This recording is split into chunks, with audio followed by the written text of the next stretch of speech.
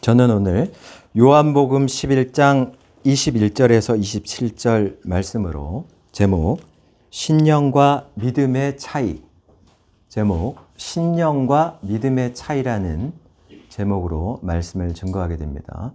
오늘날 국제 질서를 잡고 있는 기준은 힘의 기준입니다. 가장 강력한 국가가 힘을 통하여서 전 세계를 질서를 잡고 있는 겁니다. 그런데 우리 스스로는 신념을 갖고 있습니다.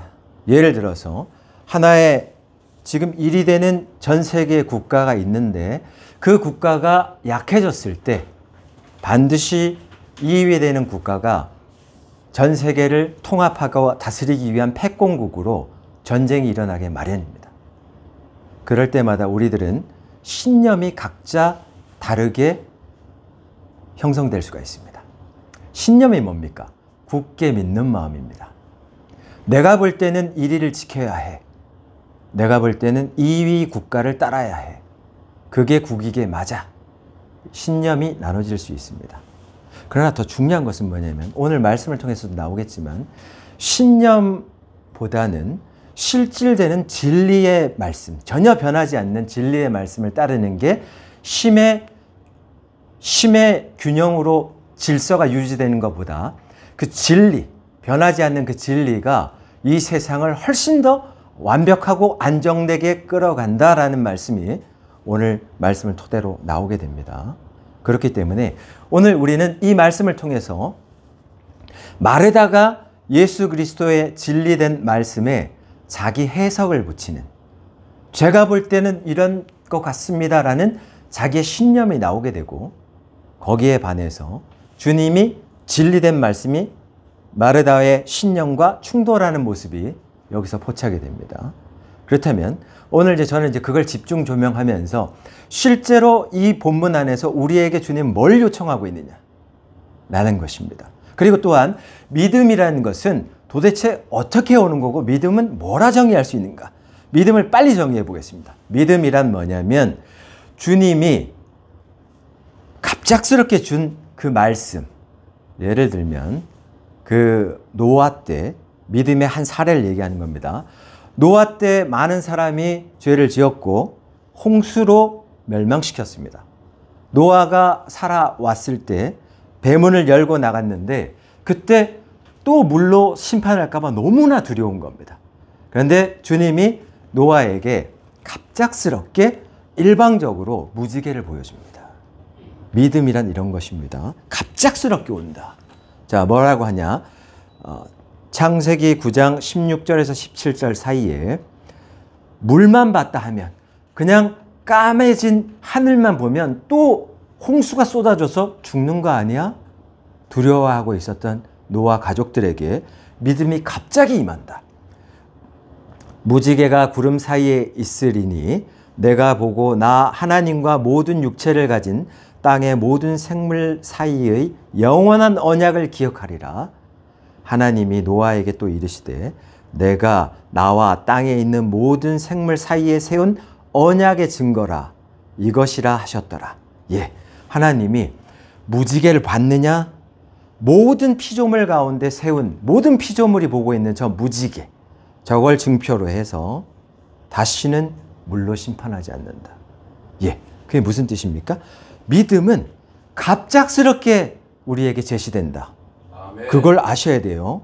그렇기 때문에 노아 입장에서는 뭘 걱정을 했죠. 그러나 이제 왜 갑작스럽게 임하냐? 걱정하는 마음.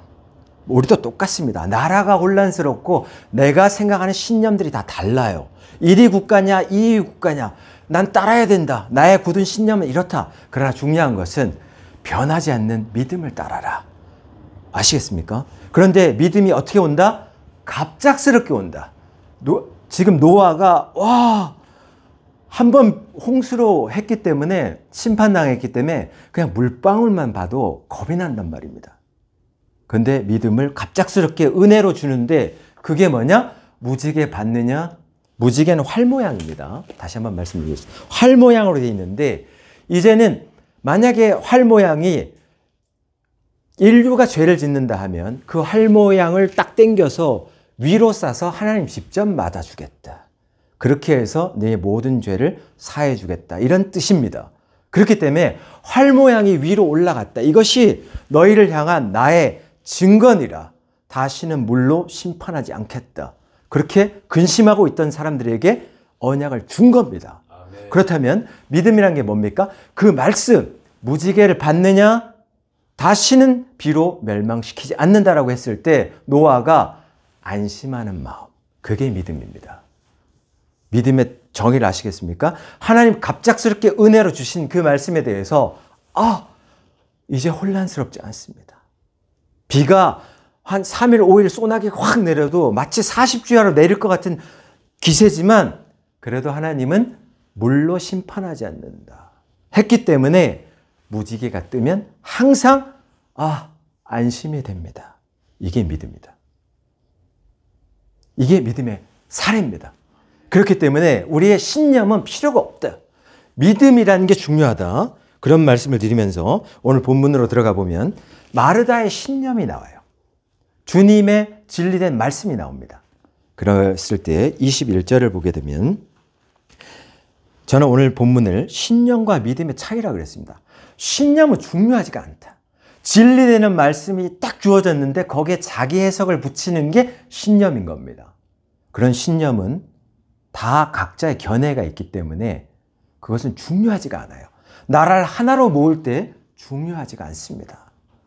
중요한 것은 바뀌지 않는 진리의 말씀, 3,000년, 5,000년, 6,000년이 가도 바뀌지 않게 이렇게 끌어간다. 그 말씀이 굉장히 중요하다. 근데 그 말씀은 언제 오느냐? 우리가 걱정하고 있는 그 심정 때 갑자기 무지개를 보여주듯이 온다. 기도를 하고 나라에 대해서 골방에서 주여 외치는 사람들에게 심령에 안심하라라는 어떤 표징들이 왔는데 그것을 받은 사람들이 있단 말입니다. 기도를 안 한 사람들은 나라가 걱정스럽겠지만 실제 기도를 많이 하는 사람들은 걱정하지 않고 있다. 왜냐? 하나님이 이 나라를 어떻게 끌어간다는 무지개를 보여줬기 때문에 아멘 하고 그게 떠오를 때마다 안심한단 말입니다. 이게 믿음이에요. 아멘. 예. 그렇기 때문에 신념과는 수시로 뉴스를 보면 일비합니다. 진짜 이거 어떻게 되는 거 아니야? 희망이 돋는다. 또 뉴스를 보면 이거 어떻게 되는 거 아니야? 그러나 하나님 준 말씀, 그 응답에 의하면 절대로 흔들리지 않는다. 자, 믿음의 사례 한번 신념에 대해서 한번 말씀드린다면 21절에 마르다가 예수께 여짜오되 주께서 여기 계셨더라면 내 오라버니가 죽지 아니하였겠나이다. 이게 무슨 뜻입니까? 지금 나사로가 죽은 지 3일 됐습니다. 돌무덤에 갇혀 있고요. 그리고 19절에 보면 많은 유대인들이 마르다와 마리아에게 그 오라버니 일로 위문하러 왔더라. 지금 많은 사람이 이 장례식에 와 있는 겁니다. 오늘 나사로를 살리는 이 장면은 공간복음에 나와 있지 않습니다. 요한복음에만 나와 있습니다. 그런데 그러면 요한복음에만 나와 있다는 것은 마태, 마가, 누가에는 안 나왔다는 것은 요한이 꾸며낸 얘기인가? 아니다라는 얘기를 말씀드리겠습니다.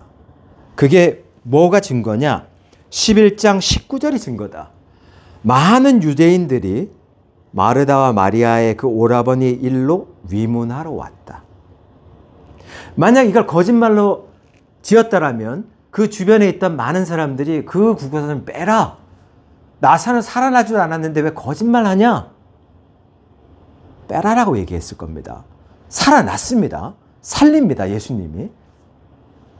그런데 요한복음에만 기록되어 있단 말입니다.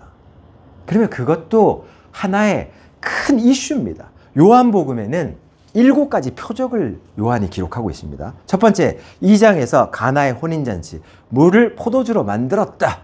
대단한 분이다. 예수님은 알고 있습니다. 장례식에 있었던 많은 사람들이 제가 지금 말씀드린 건 뭐냐면 나사를 살리는 게 마지막 7번째 기적이란 말입니다. 그러면 6번째 기적을 다 아는 사람들은 예수님이 현장에 있었다라면 무조건 살려낼 것이다라는 그 얘기를 제가 드리고 싶은 겁니다. 아시겠죠? 첫 번째, 2장에서 요한복음 2장에서는 물을 말도 안 되는 포도주로 변화시킨 분이 진짜 오라버니가 죽기 전에 이 현장에 계셨다라면 살렸을 것이다. 이게 마르다의 신념입니다. 두 번째, 요한복음 4장에서 가버나움의 왕의 신하가 자기 아들이 죽을 병에 걸렸을 때 예수님이 치유시켰다. 그 소식을 아는 사람들이 지금 오늘 요한복음 11장에서 그런 예수님이 이 현장에 있었다라면 오라버니 죽지 않았을 것이다. 지금 그 생각을 갖고 있는 겁니다. 세 번째, 38년 된 병자를 요한복음 5장에서 예수님이 자리를 들고 걸어가라. 이렇게 고쳤던 분이 이 장례식장 죽기 전에 있었다라면 반드시 고쳤을 것이다. 이게 마르다의 신념이란 말을 계속 말씀드리겠습니다. 이 정도로 신념은 굉장히 무서운 거예요. 또한 요한복음 6장에 보면 디베라 건너편에서 예수님이 5,000명을 그냥 떡 5병이요. 떡 5개와 물고기 2마리로 5,000명을 먹였던 예수님이라면 거기에 5,000명들이 와 구세주다 라고 외쳤던 그분이 오늘 나사로가 죽기 전에 있었다라면 반드시 살렸을 것이다. 그게 마르다의 신념이란 말입니다. 그런데 예수님이 뭐라 얘기합니까? 예수님은 그러니까 21절에서 말하는 거면요 뭐냐면 지금 죽기 전에 그 현장에 마르다가 애처롭게 하는 그 현장에 예수님이 와 있었다면 무조건 기적은 일어났을 것이다. 그러나 예수님은 23절에서 말합니다. 예수께서 이르시되 내 오라버니가 다시 살아나리라. 예, 현장에 없었지만 지금 뒤늦게 3일 뒤에 왔던 예수님은 진리되는 말씀을 하고 있습니다. 오라버니를 다시 살리겠다. 그렇게 얘기하고 있는 겁니다. 그러나 마르다는 뭔 얘기를 하느냐? 자기의 신념으로 24절에 마르다가 이르되 마지막 날 부활 때에는 다시 살아날 줄을 내가 아나이다. 이게 왜 그런 겁니까? 마르다가 생각할 때 자기의 신념, 굳은 의지가 있어요. 현실적으로는 지금 살리는 것은 불가능하다. 이렇게 생각하고 있는 겁니다. 마지막 날 부활 때 살아날 줄 내가 안다. 그러면 이 뜻은 뭐냐면 요한복음 11장 22절에도 보면 마르다는 죽기 전에 예수님이 계셨다라면 반드시 오라버니 살아났을 겁니다. 하면서 22절을 또 자기 신념으로 얘기해요. 그러나 나는 이제 예수님이 왔으니까 그 현장에 나는 이제라도 주께서 무엇이든지 하나님께 구하는 것을 하나님이 주실 줄을 아나이다. 그런데 이 무엇이든지가 굉장히 자기 신념으로 한계가 있단 말입니다. 마르다의 신념의 한계 내에서 무엇이든지가 제한되고 있다는 얘기를 제가 지금 하는 겁니다. 예수님은 지금 살리겠다 이렇게 말하는데 마르다는 지금 살리는 건 불가능하다. 그거 빼고 무엇이든지 주께서 구하시는 대로 하나님 다 들어주실 줄 믿습니다. 마지막 날에 살아날 것은 제가 압니다. 이게 이 사람의 신념이란 말입니다. 그렇기 때문에 이 신념이란 건 굉장히 무서운 거란 말입니다. 신념이란 것은 믿음과는 상충되는 거예요. 왜냐하면 예수님은 지금 살릴게. 그런데 마르다는 아니요. 지금 3일 됐기 때문에 썩었어요. 돌문을 열라. 썩었는데 그걸 왜 열라 그럽니까? 열라! 10명이 붙어서 두루룩 열었어. 썩은 내가 난다고요. 근데 예수님이 통분히 여기면서 나사로야 나오라! 라고 얘기하는 그 장면. 여기에서 마르다의 신념보다 예수 그리스도는 말하고 있지만 오늘 25절에 나는 부활이면서 생명이라고 얘기합니다. 그러니까 내가 부활의 주체다라는 얘기를 하는 겁니다. 오늘 요한복음에서는 요한복음 12장에서 20장까지 고난과 영광을 받는 십자가의 내용들이 쫙 전개가 될 겁니다. 그러나 11장까지는 7대 표적을 얘기하고 있단 말입니다. 거기에 마지막 표적이 우리가 마지막 중요한 거를 맨 마지막에 강조하잖아요. 예수님도 똑같은 겁니다. 요한은 똑같이 강조하고 싶은 게 뭐냐면 처음에 강조했던 것을 요한복음 1장에서 강조했던 것을 요한복음 이제 11장에 와서 마지막으로 표적을 내는 것을 마무리 지면서 강조한단 말입니다. 아까도 말했는데 요한복음 9장에 가면 요한복음 6장에 가면 바다 위로 걸어오면서 바다를 꾸짖는 모습을 보여주십니다. 그러면서 그랬던 바다를 꾸짖었더니 폭풍이 잠잠하더라. 그랬던 예수 그리스도가 나사로가 죽기 전에 있었다라면 반드시 고쳤을 텐데 이게 인지상정의 마르다의 생각이란 말입니다. 그러나 예수님은 오늘 살린다. 왜? 나는 부활의 주체이기 때문이다라고 얘기합니다. 왜? 나는 생명을 줄 수 있는 주체이기 때문이라고 25절에서 얘기하고 있는 겁니다. 그걸 너는 믿느냐라고 얘기하는 거거든요. 이게 굉장히 중요한 거예요. 왜냐? 예수님은 십자가 고난을 당하기 전에 이제 강조하는 겁니다. 십자가의 비밀을 알려준단 말입니다. 내가 나사로를 오늘 살림으로 말미암아 부활시킬 수 있다라는 부활의 주체가 된다는 것을 너에게 직접 보일 거라는 것을 요한은 여기 요한복음 11장에서 완전 팩트로 강조한단 말입니다. 그러면서 죽었던 생명에도 훅 불어넣으면 생명이 다시 살아나는 것을 보여줄 수 있다는 것을 여기서 보여준단 말입니다. 그래서 지금 마르다 입장에서는 현장에 있었다라면 살아날 텐데 그러나 3일 뒤에 오는 예수 그리스도는 현장에 없었어도 나는 부활의 주체가 된다라고 3일 뒤에 왔지만 말하고 있단 말입니다. 그러면 믿음이라는 것은 아까도 말했지만 갑자기 말을 한다. 근심하고 있었던 상태에서 내 오라버니 죽었나이다. 그런데 갑자기 말한다. 네 오라버니 살아날 수 있다. 라고 말했을 때 받아들일 수 있겠느냐. 아멘 하는 줄. 무지개를 보면서 와, 더 이상 비가 오지 않아. 안심할 수 있겠느냐. 이게 믿음이다. 신령과의 차이가 뭔지 아시겠습니까? 다시 하나 믿음의 사례 하나 또 말씀드리면요. 아브라함의 사례가 있습니다. 믿음이라의 사례는 뭐냐면 창세기 12장 2절에서 3절에 보면 갑자기 하나님이 아브라함을 끌어내서 내가 너로 큰 민족을 이루고 내게 복을 주어 내 이름을 창대하게 하리니 너는 복이 될지라 너를 축복하는 자에겐 내가 복을 내리고 너를 저주하는 자에게 내가 저주하리니 땅의 모든 족속이 너로 말미암아 복을 얻을 것이라. 이렇게 얘기했을 때 한 사람을 끌어내서 너로 큰 민족을 이루고 너 때문에 복받게 하겠다 했을 때 성경에서 아브라함을 잘 기억해 보십시오. 한마디도 안 합니다. 믿음의 사례는 어떻게 되느냐? 자기 신념이 아니고 믿음으로 받아들이는 사례를 아브라함에서 볼 수 있는데 말을 안 해요.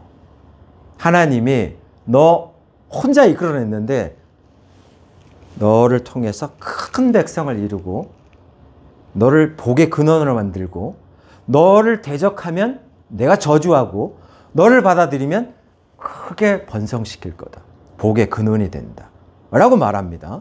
그런데 아브라함이 여보 사라 하나님이 이렇게 말씀하셨어. 아무 말도 안 해요. 왜 아무 말도 안 하냐? 사라에게 얘기를 하게 되면 사라가 뭔 얘기입니까? 혼자 어떻게 큰 민족을 이룹니까? 갈 바를 알지도 못하는데 지금 하란에서 어디로 가야 될지 가나안으로 가라는데 우리는 여기서 종들과 이제 좀 끌어모은 돈을 가지고 이제 그 이방 땅으로 들어가야 되는데 그 미지의 세계로 들어가는데 어떻게 큰 민족을 이룹니까? 사라의 신념과 부딪힐 수 있다. 그렇기 때문에 믿음을 받은 자들의 특징이 뭐냐? 하나님과 골방에서 받던 뭘 받은 자들은 기도를 전폭적으로 해서 받은 자들이 있어요. 그런 자들은 말하지 않는다. 언제까지 말하지 않느냐? 하나님이 이제 내가 이 나라를 안정시킬 거야. 그 응답을 받았어. 근데 말하지 않아. 주변에 말하면 말도 안 되는 얘기고 뉴스는 그렇게 얘기하지 않아. 세상이 거꾸로 가고 있는데 잘못된 거 아니야. 신념과 신념과의 전쟁이 일어난다. 그런데 중요한 것은 뭐냐면 믿음을 받은 사람들은 그냥 행한다.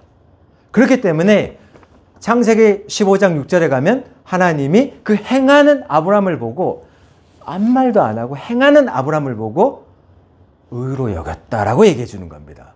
그게 믿음이에요. 믿음이라는 것은 갑자기 주어지는 무지개를 보고 다시는 심판하지 않는다. 그게 마음에 안심이 된다. 그 노아가 실제 믿음이 있는 겁니다. 그것은. 그러나 무지개를 봤는데 노아의 아들 중에 함이 무지개가 뜰 때마다도 소나기만 내리면 또 홍수가 나는 거 아니야? 믿음이 없는 겁니다. 자기의 견해로 보는 겁니다. 그런데 하나님은 어떻게 끌어왔습니까? 노아 때 이후로 다시는 물로 심판하지 않았다. 무지개는 여전히 뜨고 있다. 그렇기 때문에 하나님의 은혜는 갑자기 주어지지만 영원한 언약이니라 한번 얘기하면 철회하지 않는다. 아멘이십니까? 아멘. 네, 그렇기 때문에 믿음이라는 것은 우리가 생각하는 작은 신념과는 다르다. 우리의 신념은 언제나 환경이 변화되면 굳게 믿고 있었던 환경이 흔들린다. 우리의 생각이 흔들린다. 이게 합리적인 거 아니야? 이렇게 가야 되는 거 아니야? 이렇게 생각합니다. 그러나 그게 아니다라고 말을 하고 있습니다. 그래서 지금 이 얘기는 뭐냐면 아브라함은 내가 지시하는 땅으로 가라. 너의 아버지와 본토 집을 떠나 가라 라고 얘기할 때 아브라함 아무 말도 안 하고 가나안으로 간다. 75세 간다. 얘기합니다. 이게 얼마나 큰 믿음인가. 이 하나의 믿음을 쫙 잡고 있었을 때 하나님은 아브라함 중심을 딱 보고 있는데 아브라함을 통해서 많은 민족을 이뤄내겠다. 결국에 어떻게 됩니까? 우린 아브라함의 자손이란 얘기를 지금 4,000년이 지나고 난 다음에 듣고 있는 거 아닙니까? 역사가 기록하는 겁니다. 그렇죠? 그렇기 때문에 힘의 논리로 그때 당시에는 힘의 논리로 어떤 센 애굽의 잡도 있든지 그랬을 거지만 다 멸망해 나가면서 결국엔 진리되는 말씀이 점점 새가 흥왕하면서 결국에는 오늘날까지 오고 있지 않습니까? 이 말씀은 우리 죽는 날까지 나그네들에게 이 믿음은 등불이 되어 무지개가 되어 많은 전 세계 사람들이 볼 수 있는 하나님의 언약이 되어 떠 있단 말입니다. 그렇기 때문에 두려워하지 말라라는 것입니다. 그래서 저는 말씀드립니다. 하나님이 죽지 않았다. 현장성이 있습니다. 하나님은 우리는 늘 언제나 지금 상황에 하나님이 계셨다라면 마르다처럼 우리의 신념을 말하고 있지만 그러나 3일 뒤에 왔던 예수님처럼 지금 우리의 기도를 듣고 지금 임하신 예수님께서 걱정하지 말라. 이 나라를 자유 대한민국을 이렇게 끌어갈 것이라는 본인의 계획이 있다고 말합니다. 그러면 그것에 대해서 마치 무지개가 뜬 것처럼 갑작스럽게 그런 감동이 오는데 뉴스를 볼 땐 두렵지만 그런 감동이 오는데 그럼 마음에 안심이 되는데 그러면 기도한 사람 입장에서는 흔들리지 않는 믿음이 있는 게 아니겠습니까? 그렇기 때문에 기도를 하고 말씀을 보라는 겁니다. 말씀을 보지 않고 기도를 하지 않는 사람들은 이게 어떤 거와 똑같냐면 마치 소나기가 막 왔어. 원래는 강 건너편까지 우리가 건너가야 되는데 소나기 오기 전에는 무릎까지밖에 안 왔습니다. 물살이 그렇게 세지 않습니다. 건너갈 수 있었는데 갑자기 소나기가 왔고 이제는 허리까지 물이 불어가지고 물살이 그만큼 세진 겁니다. 그럼 이 상태에서 홀몸으로 걸어갈 수 있겠느냐? 안 된다는 겁니다. 그러면 건너갈 수 있는 방법은 뭐냐? 무조건 건너가야 되는데 직선거리를 건너갈 수 있는 방법은 뭐냐? 무거운 돌을 꽉 들고 더디지만 한 걸음 한 걸음 가면 물살에 떠내려가지 않습니다. 그 무거운 그 돌이라는 게 뭡니까? 언약입니다. 언약의 말씀. 이게 우리의 삶에서 속도를 늦추는 것 같고 뭔가 더디게 가는 것 같지만 중심을 잡아주는, 떠내려가지 않는, 세상의 흐름에 흔들리지 않는 중심의 표대를 잡아주는 언약의 말씀이 오늘도 무지개처럼 오늘 내 품 안에 무거운 돌처럼 내가 꼭 쥐고 한 걸음 한 걸음, 물론 빨리 갈 수는 없습니다. 천천히. 왜? 빨리 가다가 잠깐이라도 미끄러지면 그 언약도 놓치고 나도 떠내려갈 것입니다. 그렇기 때문에 왜 이렇게 더디게 흘러갑니까? 왜 이 환경이 이렇게 안 바뀝니까?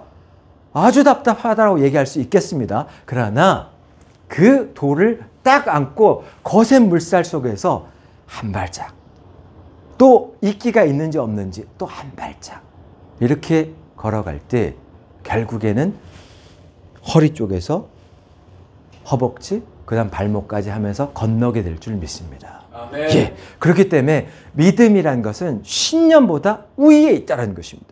아브라함은 결코 25년 동안 아들이 안 나올 때까지 그 사람이 잠깐 뭐 이렇게 사라가 그냥 하갈한테 들어가서 우리 약속의 자녀를 받읍시다.